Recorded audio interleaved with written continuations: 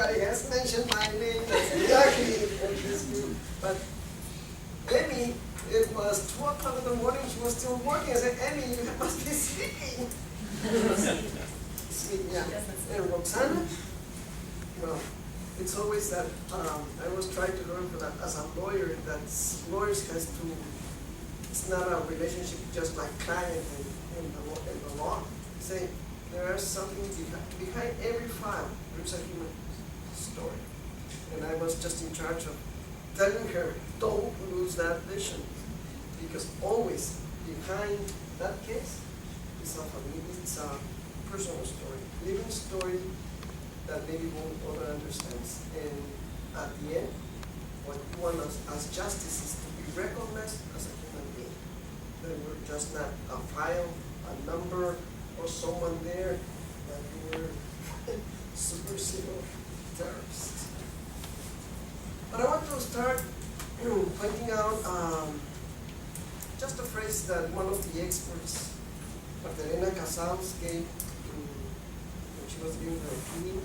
It was that she was saying that the racism was the prelude of the genocide. But in Guatemala, it's not only racism, it's also classism.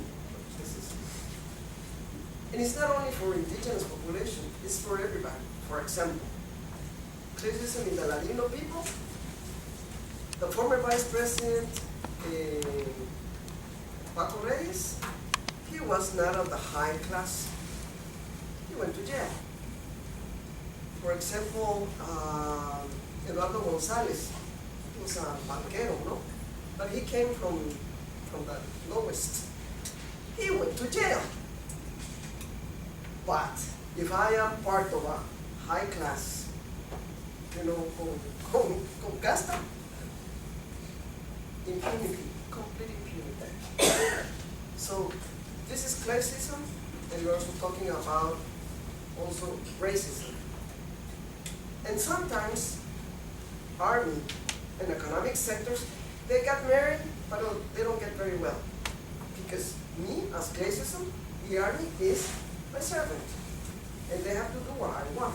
It's part of what it happened along the conflict. I will give you money, but you take care of my land ownership.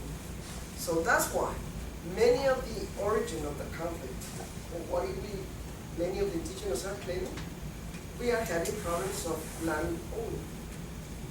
Because along the conflict, many of this land was taken for the landowners, just took more land. So that's one part of the conflict. And also, many of these massacres were taking place. It's where now are the extractive minings and hydroelectricas and all of these things. So it is very complex to explain. This is just one cause. It's more complicated. But when you talk about human rights cases in the justice system, I always say, make the analogy that talking about this is like when you're getting married and my husband has been unfaithful, then the women start saying, I have the evidence that you have been unfaithful. The husband starts saying, you're lying, you're lying. No, I have pictures, I have the credit cards, and I have people that have seen you. No, you're lying. So we introduce the principles of Tuane: truth, justice, and guarantees of non-repetition. That's what the woman wants. I want you to acknowledge that you have been unfaithful with me, and that's part of my dignification. So I will ask you to give me my place as my wife, and just want you to give me the guarantee that you will never be unfaithful. That is what is happening also in our place. Not solo que like a country, no? Something happened, you cannot deny it, and everything you want to say, just I want you to acknowledge. This really happened to me. That's part of my justice. And now, this time, the victims have had the opportunity to speak in the place where they should be, in a tribunal. Even though that does not, the legal justice is not all the justice, but it's part of the justice, at least to be recognized. If this couple or this marriage doesn't start getting well along, then you start the process of divorce. And then you start the grieving process. Shock, denial, revenge, hate.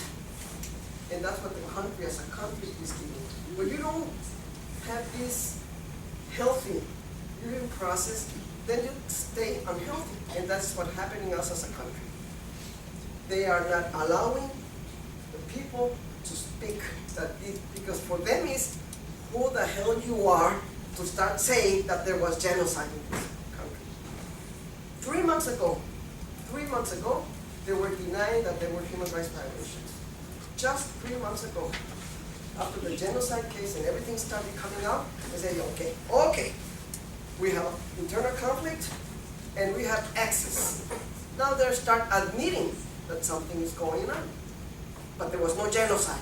Okay, we want to start debating that it was genocide or not genocide. That is a political issue. But under my point of view, and one of the papers says that it was a legal fabrication, the genocide case. The genocide figure was approved in 1973 in the criminal code when Mario Sandoval Alarcón was the president of Congress and Arana Osorio was the president of Guatemala. What I want to say by saying this is because Arana Osorio is a figure in Guatemala for the repression that happened in the east part of the country. And Mario Sandoval Alarcón was the first anti-communist leadership as political party who really started the death squads in Guatemala. And in that time was approved the genocide crime as la tipología in the criminal code. So that is not a legal fabrication of the